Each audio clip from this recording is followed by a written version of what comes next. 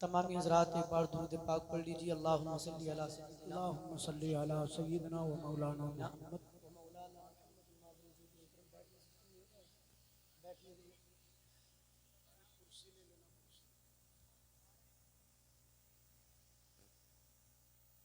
کی خوشی میں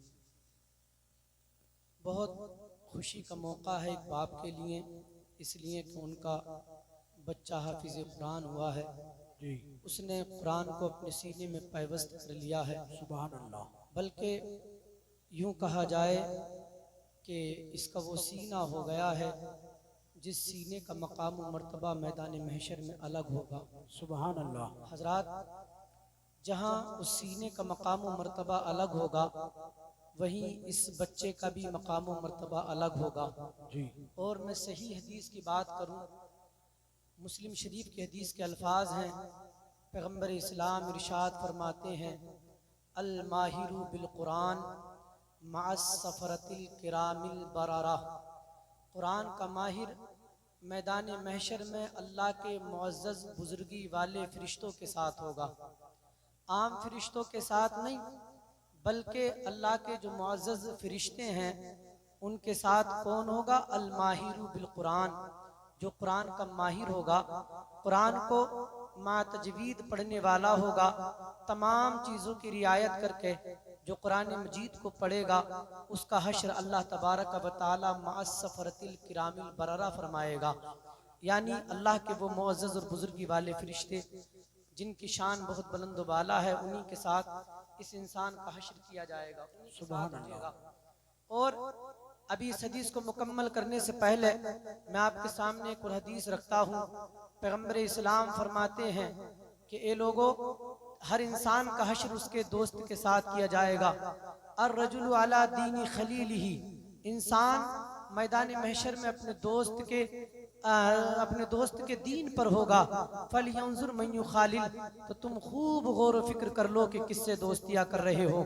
یہ جو حافظ قرآن ہے، اس نے قرآن سے دوستی کی ہے تو میدان محشر میں اس کا حشر اللہ تبارک و تعالیٰ کے معزز فرشتوں کے ساتھ کیا جائے گا۔ سبحان اللہ۔ سبحان اللہ۔ پیغمبر اسلام اسی حدیث کے آگے ارشاد فرماتے ہیں والذی یقرأ القرآن ویتتعتع فیہ وہو لہو شاق لہو اجران، یہ تو اس شخص کی بات ہوئی جو قرآن کا بہت اچھا ماہر ہے، قرآن کا قاری ہے۔ قرآن کا قاری جب قرآن مجید پڑھے تو پیغمبر اسلام فرماتے ہیں مع السفرۃ الکرام البررہ، وہ میدان محشر میں اللہ کے معزز فرشتوں کے ساتھ ہوگا۔ لیکن وہ انسان جو قرآن مجید کو اٹک اٹک کر کے پڑھتا ہو لیکن قرآن مجید کی تلاوت نہ چھوڑتا ہو، عزیزان گرامی وقار، ایک قرآن مجید کا حافظ ماہر قاری 20 منٹ میں پارہ پڑھ لیتا ہو، لیکن ایک شخص جو اٹک اٹک کے قرآن پڑھنے والا 25-30 منٹ کے اندر پارہ پڑھتا ہو اور لیکن باوجود اس کے قرآن مجید کی تلاوت نہ چھوڑتا ہو، ایسے شخص کے بارے میں پیغمبر اسلام ارشاد فرماتے ہیں والذی یقرأ القرآن ویتتعتع فیہ وہو شاق علیہ، پیغمبر اسلام فرماتے ہیں اگر کوئی انسان قرآن مجید کو اٹک اٹک کر کے پڑھتا ہو اور قرآن مجید کی تلاوت اس کے لیے دشوار ہو تو سنو لہو اجران، اس کو اللہ تبارک و تعالی ڈبل ثواب عطا فرمائے گا، اس لیے کہ یہ قرآن مجید کی تلاوت کرنا نہیں چھوڑ رہا۔ اور میں تمہارے سامنے ایک حافظ قرآن کا مقام و مرتبہ بیان کروں۔ مصنف ابن ابی شیبہ کی حدیث ہے، آج لوگ کہتے ہیں کہ اگر اپنے بچوں کو قرآن مجید کا حافظ بنا دو گے تو یہ کھائیں گے کہاں سے، یہ پیئیں گے کہاں سے، اپنے شوق کہاں سے پورے کریں گے؟ اس لیے کہ حافظ قرآن کی انکم بہت کم ہوا کرتی ہے، حافظ قرآن کی کمائی بہت کم ہوتی ہے۔ لیکن سنو، اس جماعت پر اللہ کا خاص فضل و کرم ہے۔ پیغمبر اسلام فرماتے ہیں لا فاقت لعبد یقرأ القرآن ولا غنی لہ بعد، ساری دنیا فاقے میں مبتلا ہو سکتی ہے، لا فاقت لعبد یقرأ القرآن، لیکن جو قرآن پڑھے گا وہ فاقے میں مبتلا نہیں ہو سکتا۔ نعرہ تکبیر، نعرہ رسالت، نعرہ رسالت، نعرہ تکبیر۔ پیغمبر اسلام فرماتے ہیں، مصنف ابن ابی شیبہ کی حدیث ہے لا فاقت لعبد یقرأ القرآن، وہ شخص فاقے میں مبتلا نہیں ہو سکتا جو قرآن مجید کی تلاوت کرنے والا ہے، ولا غنى له بعد، اور دنیا کی تمام دولتیں اس کے لیے کوئی بھی معنی نہیں رکھتی قرآن کے اس کے سینے میں آ جانے کے بعد۔ جب قرآن اس کے سینے میں آ گیا تو دنیا کی تمام دولتیں اس قرآن کے سینے میں آنے والی دولت کا مقابلہ نہیں کر سکتی۔ اور یہ میری بات نہیں ہو رہی، پیغمبر اسلام فرما رہے ہیں لا فاقت لعبد یقرأ القرآن، وہ شخص فاقے میں مبتلا نہیں ہو سکتا جو قرآن مجید کی تلاوت کرتا ہو۔ جی سبحان اللہ۔ میں جانتا ہوں کہ آج ہماری محفلوں کا ماحول خراب ہو چکا ہے، ہمیں محفلیں جھوٹے اور گڑے ہوئے واقعات کے ساتھ سننے میں بڑا مزہ آتا ہے، لیکن ساتھ ہی ساتھ تمہیں یہ بھی ذہن نشین کرا دوں کہ ان محفلوں کا مقصد غلط واقعات کو پروموٹ کرنا نہیں ہے، بلکہ ان محفلوں کا اصل مقصد یہ ہے کہ وہ لوگ جو مدرسے میں جا کر کے دین سیکھنے کی طاقت و قوت نہ رکھ سکتے ہوں، وہ ایسی محفلوں میں جمع ہوں اور اپنے علماء کرام سے دین سیکھیں، اور میں اسی ذمہ داری کو ادا کروں گا۔ اور انشاءاللہ العزیز جتنی دیر بھی گفتگو کروں گا آپ کے سامنے نبی آخر الزمان خاتم پیغمبرہ کے پیغامات رکھنے کی کوشش کروں گا۔ ہو سکتا ہے میرا انداز تکلم آپ کو خاص نہ لگے، ہو سکتا ہے آپ کو وہ چیزوں میں مزہ نہ آئے، اس لیے کہ وہ چیزیں آپ کے خلاف بھی ہو سکتی ہیں، لیکن میں اپنی ذمہ داری کو ادا کرتے ہوئے نبی آخر الزمان خاتم پیغمبرہ کی احادیث نبویہ آپ لوگوں کے سامنے پیش کرنے کی کوشش کروں گا۔ اللہ رب العزت کی بارگاہ میں دعا ہے کہ جتنی دیر میں گفتگو کروں اللہ مجھے صحیح بولنے کی توفیق عطا فرما اور ہم سب کو عمل کی توفیق عطا فرما۔ آمین۔ حضرات، یہ محفل علماء کرام سے بھری ہوئی ہے، وہ سامنے آپ لوگ بھی بیٹھے ہوئے ہیں، یہ سب جانتے ہیں کہ دین تب تک بلند رہا جب تک بات دین کی ہوتی رہی اور دین کے نوجوان دین کے معاملات میں آگے بڑھتے رہے۔ اور آج معاملہ ایسا ہو گیا کہ جب خرافاتی کام ہوتے ہیں تو نوجوان آگے ہوتے ہیں، اور جب دین کی بات آتی ہے تو بچوں کو آگے کر دیا جاتا ہے اور نوجوان پیچھے جا کر کے بیٹھ جاتے ہیں۔ یہی ہمارے دین کی کمزوری ہو چکی ہے، اس لیے کہ نوجوان دین کی کمان کو نہیں سنبھال رہے۔ ان بچوں کو دے دیا جو نہ تو یہ تقریر سمجھیں گے صحیح معنی میں، اور نہ ان کے اوپر سننا اور سمجھنا اور اس پر عمل کرنا ضروری ہے۔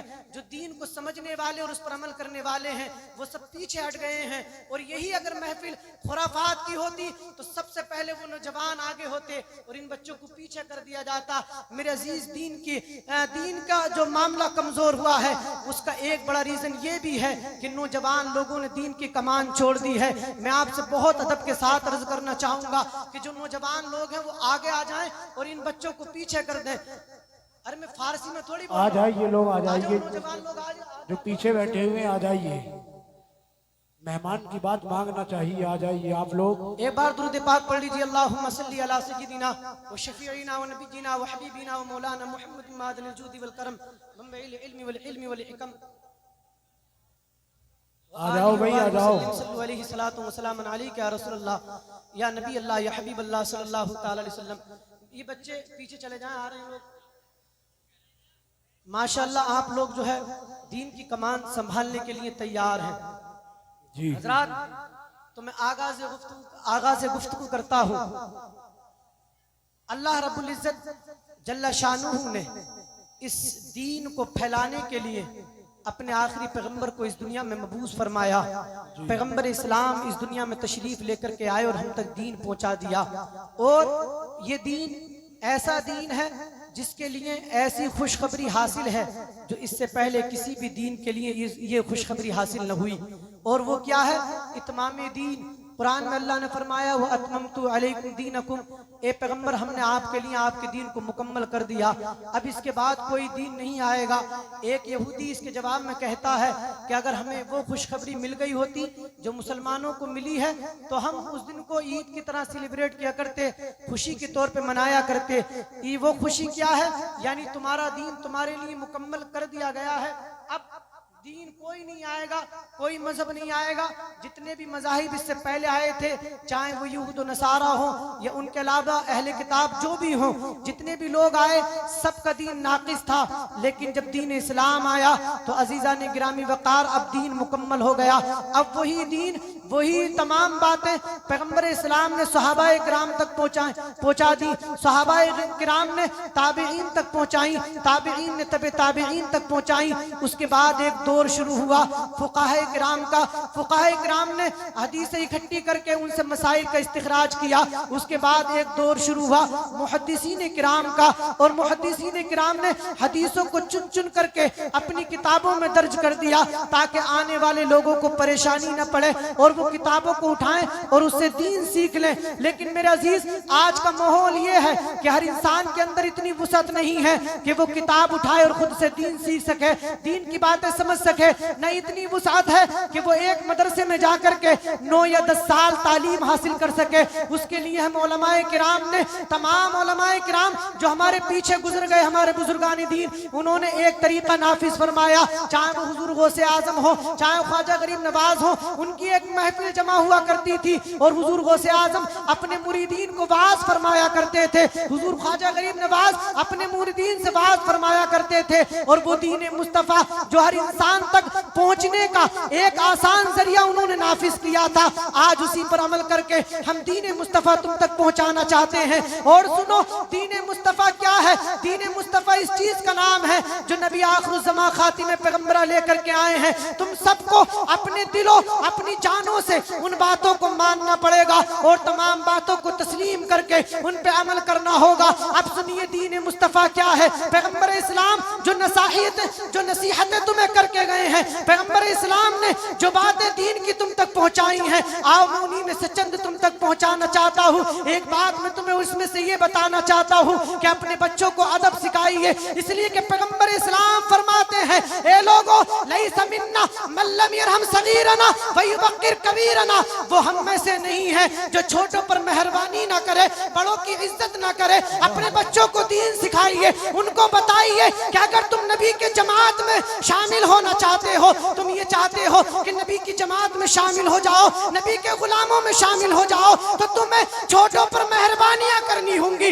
اور بڑوں کی عزت کرنی ہوگی۔ محلے کے بزرگ کو ادب کے ساتھ بولنا ہوگا، محلے کے حافظ کو بڑی تمیز کے ساتھ پیش آنا ہوگا۔ اگر تم نے دین پر ایسے عمل کر لیا تو تم سچے پکے سنی ہو جاؤ گے، مصطفیٰ کے غلام ہو جاؤ گے، اور جو مصطفیٰ کا غلام ہوگا وہ دنیا میں بھی کامیاب ہو جائے گا اور آخرت میں بھی کامیاب و کامران۔ نعرہ تکبیر، نعرہ رسالت، نعرہ رسالت، جشن شہید اعظم، نعرہ تکبیر، نعرہ رسالت، سبحان اللہ سبحان اللہ۔ حضرات اپنے بچوں کو ادب سکھائیے، دین سکھائیے، اور دین میں تمام دین کی ضروری چیزیں آتی ہیں، نماز انہیں سکھائیے۔ اور نبی آخر الزمان خاتم پیغمبرہ تو ایک حدیث میں فرماتے ہیں کہ اپنے بچوں سے ادب کی لاٹھی مت اٹھانا اور انہیں اللہ کے خوف سے ڈراتے رہنا۔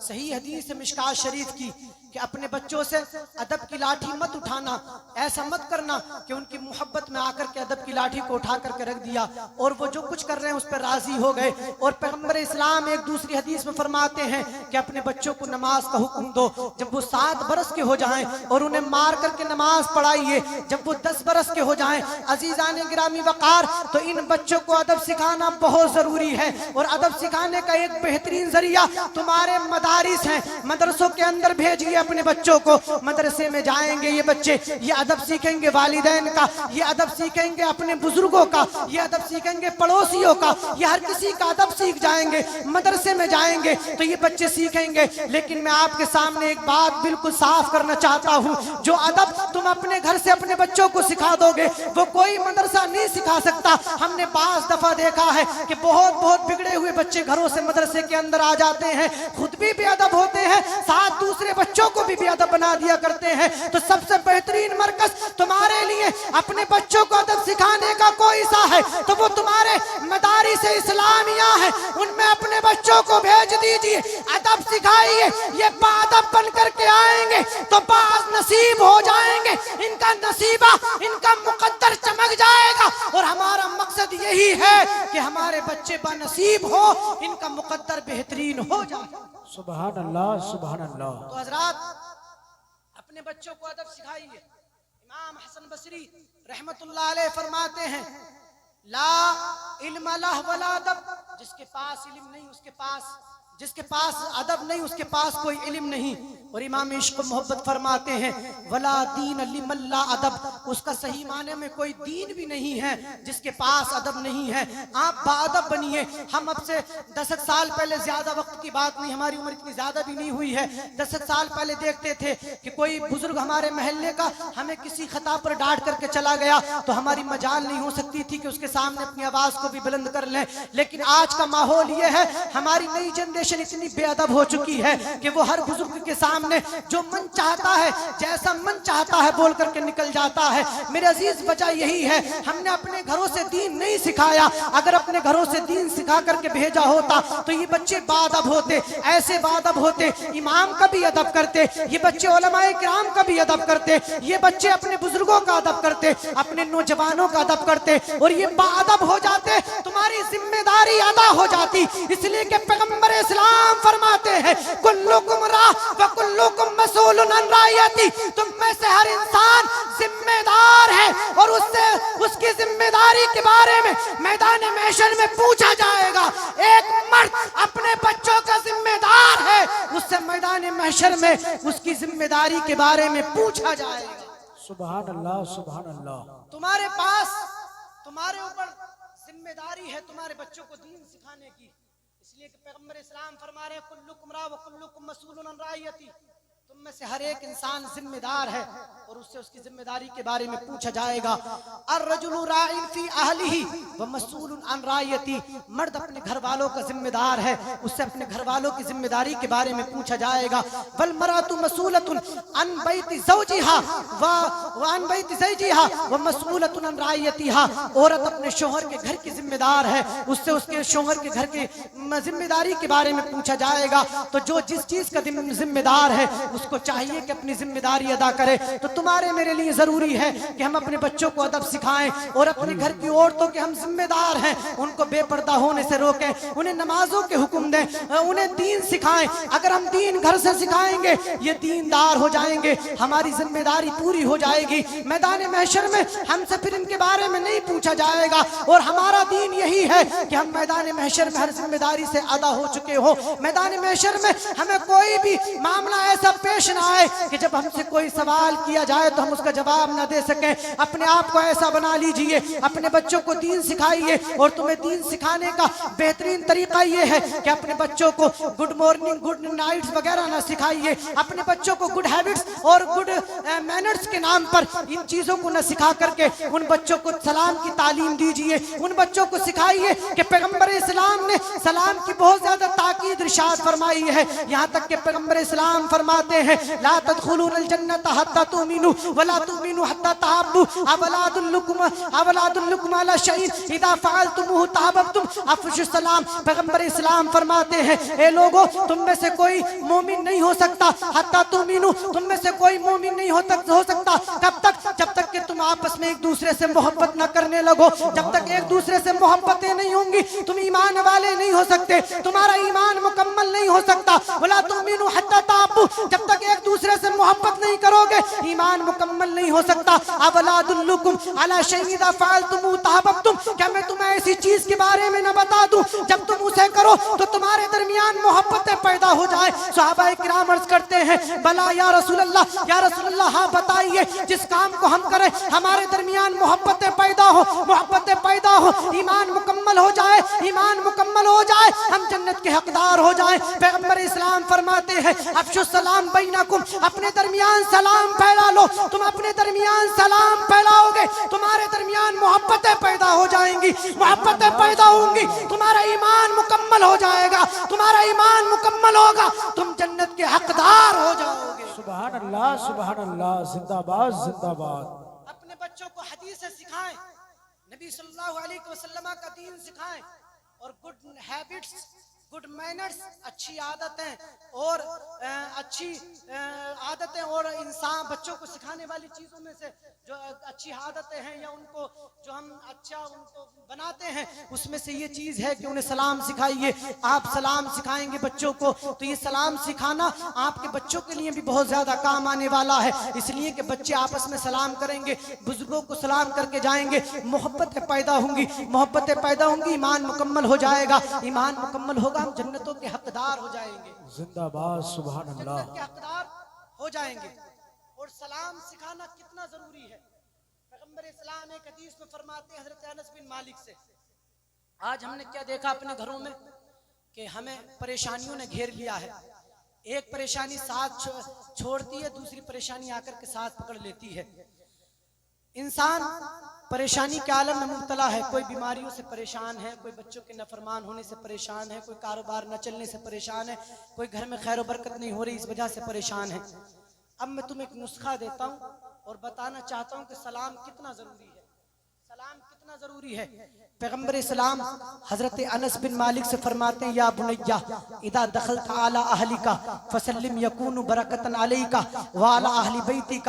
میرے نبی فرماتے ہیں اے بیٹے، حضرت انس بن مالک کو کتنی اچھی تعلیم ارشاد فرما رہے ہیں۔ پیغمبر اسلام فرماتے ہیں، یا بنیہ اذا دخلت علی اہلک، اے میرے بیٹے جب تو اپنے گھر میں داخل ہو، فسلم تو اپنے گھر والوں کو سلام کر، سلام کرنے سے کیا ہوگا، یکون برکۃ علیک وعلی اہل بیتی کا، تیرا یہ سلام کرنا تیرے لیے بھی خیر و برکت کا سبب بن جائے گا، تیرے گھر والوں کے لیے بھی خیر و برکت کا سبب بن جائے گا۔ تم اپنے گھر میں جب بھی داخل ہو اپنے گھر والوں کو سلام کر لو۔ پیغمبر اسلام کی حدیث کے مطابق تمہارے گھروں میں، تمہاری زندگیوں میں برکتیں ہو جائیں گی، اور تمہاری زندگیوں میں، تمہارے گھروں میں جب خیر و برکت ہوگی تو سمجھ لو دنیا کی تمام پریشانیاں دور ہو جائیں گی۔ سبحان اللہ، سبحان اللہ، زندہ باد، سلام زندہ باد۔ سکھائیے اپنے بچوں کو اور خود بھی سلام کے پابند بنیے۔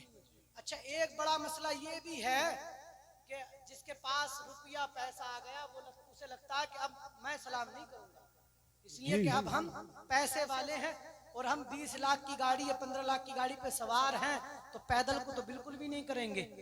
یہ معاملہ ہمارا ہو گیا، لیکن جس کی یہ سوچ ہے وہ شریعت کے خلاف ہے، پیغمبر اسلام کے فرمان کے خلاف ہے۔ اس لیے کہ نبی آخر الزمان خاتم پیغمبر فرماتے ہیں، یسلم الراکب علی الماشی والماشی علی القائد والصغیر علی الکبیر والقلیل علی الکثیر۔ پیغمبر اسلام سلام کا ایک ضابطہ ارشاد فرماتے ہیں، یسلم الراکب علی الماشی، سوار پیدل کو سلام کرے، والماشی علی القائد، پیدل چلنے والا بیٹھے ہوئے حضرات کو سلام کرے، چھوٹا بڑے کو سلام کرے، تھوڑے حضرات زیادہ لوگوں کو سلام کریں۔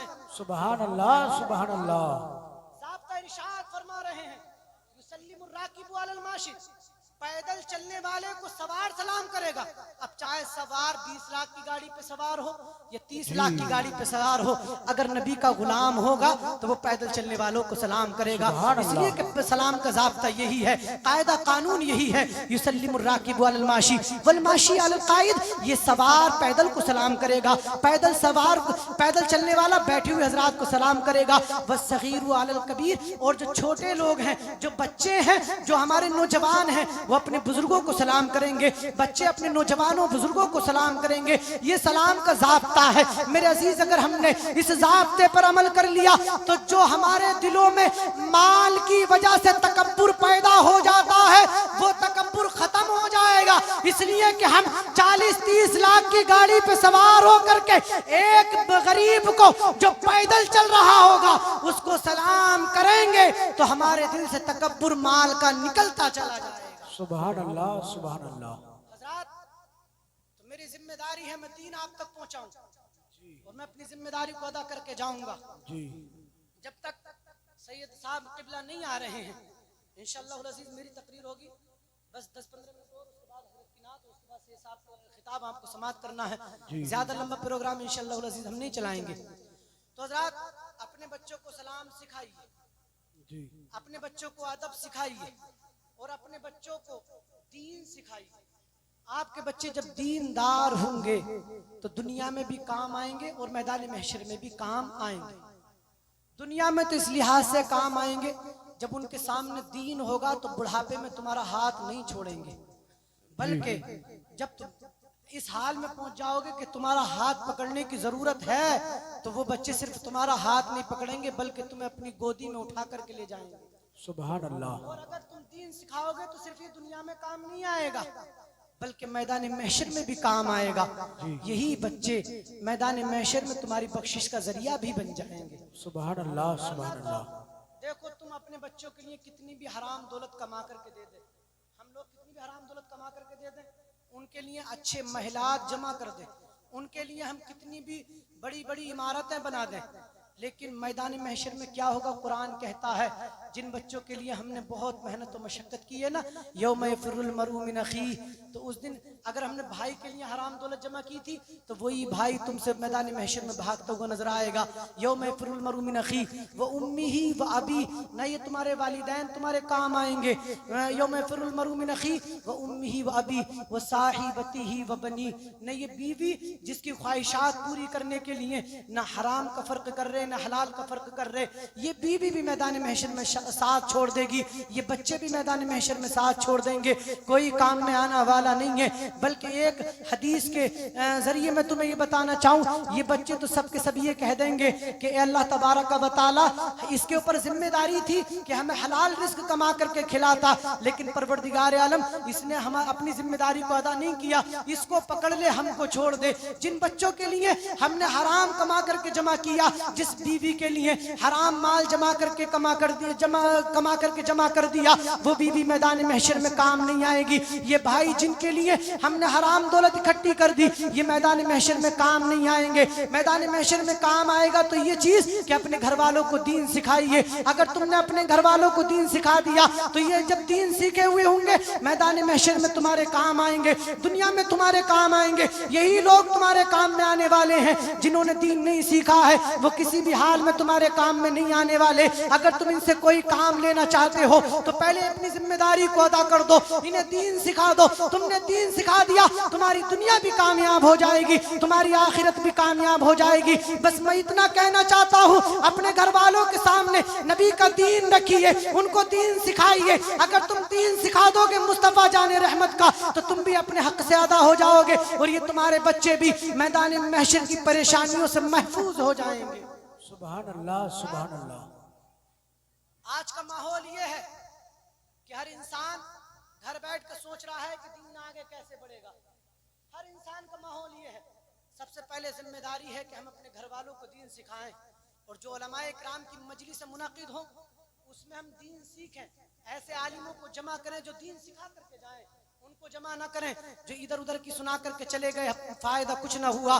آپ دین سیکھنے کے لیے یہاں پر آئے ہیں تو دین سیکھیے ان محفلوں میں آ کر کے۔ اور دین سیکھنے کی باتوں میں سے میں تمہیں ایک بات اور بتاؤں کہ آج کا ماحول یہ ہے کہ ہم گھر سے تو بیٹھے ہوئے کہہ رہے ہیں لیکن دین کا کام کچھ نہیں کر رہے۔ اگر آج بھی ہم دین کی ذمہ داری صحیح طریقے سے ادا کر دیں تو معاملہ وہ ہوگا کہ ہمارا دین، ہمارا مذہب سب سے اوپر ہو جائے گا۔ اور یہ میں ایسے ہی نہیں کہہ رہا، بلکہ پیغمبر اسلام کی حدیث ہے، لا بقا علی ظہر الارض بیت مدری ولا وبر الا ادخلہ اللہ کلمۃ الاسلام، اس روئے زمین پر کوئی کچا پکا گھر باقی نہیں رہے گا مگر اللہ اس میں کلمہ اسلام کو داخل فرما دے گا۔ سبحان اللہ، سبحان اللہ۔ کتنی خوش کرنے والی حدیث ہے کہ آج لوگ ہمیں مٹانے پہ لگے ہوئے ہیں، لیکن جب ہم اس طریقے کی حدیثیں پڑھتے ہیں تو دل خوش ہو جاتا ہے۔ یہ چند دنوں کی پریشانی ہے، پھر انقلاب آئے گا، اور مصطفیٰ جان رحمت نے جو فرمایا ہے وہ صحیح ہے، وہ حق ہے، وہ ضروری ہے پورا ہونا اس کا۔ اور مصطفیٰ جان رحمت فرما رہے ہیں، لا بقا علی ظہر الارض بیت مدری ولا وبر الا ادخلہ اللہ کلمۃ الاسلام، اس روئے زمین پر کوئی کچا پکا گھر باقی نہیں رہے گا مگر اللہ اس میں کلمہ اسلام کو داخل فرما دے گا۔ سبحان اللہ۔ ضروری یہ ہے کہ پہلے صحیح معنی میں ہم اپنے گھروں میں کلمہ اسلام کو داخل کر لیں، جی، صحیح معنوں میں اپنے گھروں میں کلمہ اسلام کو داخل کر لیں۔ جب ہمارے گھروں میں داخل ہوگا تو وہاں سے نکل کر کے اور لوگوں تک جائے گا۔ کیسے؟ لوگ ہمیں دیکھیں گے کہ مسلمان کتنی اچھے طریقے سے زندگی گزارتا ہے، اور ہماری زندگیوں کو دیکھ کر کے لوگ ہمارے مذہب اسلام کو قبول کرتے ہوئے نظر آئیں گے۔ سبحان اللہ۔ ضروری ہے دین سیکھیے۔ اور میں عرض کر رہا تھا کہ یہ بچے جو ہیں جن کو آپ دین سکھا رہے ہیں، دین نہیں سکھا رہے، جن کے لیے دولت جمع کر رہے ہیں، میدان محشر میں کام نہیں آئے گی دولت جمع کرنا۔ اور پیغمبر اسلام نے تو فرمایا تھا آج کے لیے، لا یبالی المرء یاتی علی الناس زمان لا یبالی المرء ما اخذ من الحلال ام من الحرام، لوگوں پر ایک زمانہ ایسا آئے گا کہ انسان اپنی کمائی کے بارے میں بالکل فکر نہیں کرے گا کہ اس نے یہ جو دولت کمائی ہے حلال کمائی ہے یا حرام کمائی ہے۔ उसकी कोई परवाह नहीं करेगा, बस उसके लिए दौलत हो, जैसे भी आए, चाहे किसी का गला घोट करके आए, चाहे किसी को सता करके आए, चाहे किसी भी तरीके से आ जाए, बस दौलत आ जाए। अब कान खोल करके सुन लीजिए, जो इंसान अपने बच्चों को ऐसी दौलत से बड़ा करेगा तो ये दौलत तुम्हारे बच्चों को दीनदार नहीं बनाएगी, ये दौलत तुम्हारे बच्चों को बाअदब नहीं बनाएगी, बल्कि ये दौलत तुम्हारे बच्चों को जहन्नम तक पहुंचा देगी। पैगंबर इस्लाम तो फरमाते हैं, अगर किसी ने एक लुकमा हराम का खा लिया तो ये एक लुकमा खाने की वजह से अल्लाह तबारक व तआला 40 दिन तक ना तो इसकी नमाजें कबूल फरमाएगा, ना इसकी 40 दिन तक कोई दुआ कबूल फरमाएगा। ये तो हुक्म उसके लिए है जो एक लुकमा हराम का खाएगा। अब जरा सोचिए, जिन्होंने अपने पेट को सिर्फ हराम ही से भर लिया हो, उनकी कितनी नमाजें, कितने रोजे, कितनी दुआएं अल्लाह कबूल नहीं फरमाएगा। अल्लाह अल्लाह। हजरात, तो अपनी कमाई पे गौर व फिक्र करें, देखें कि हमने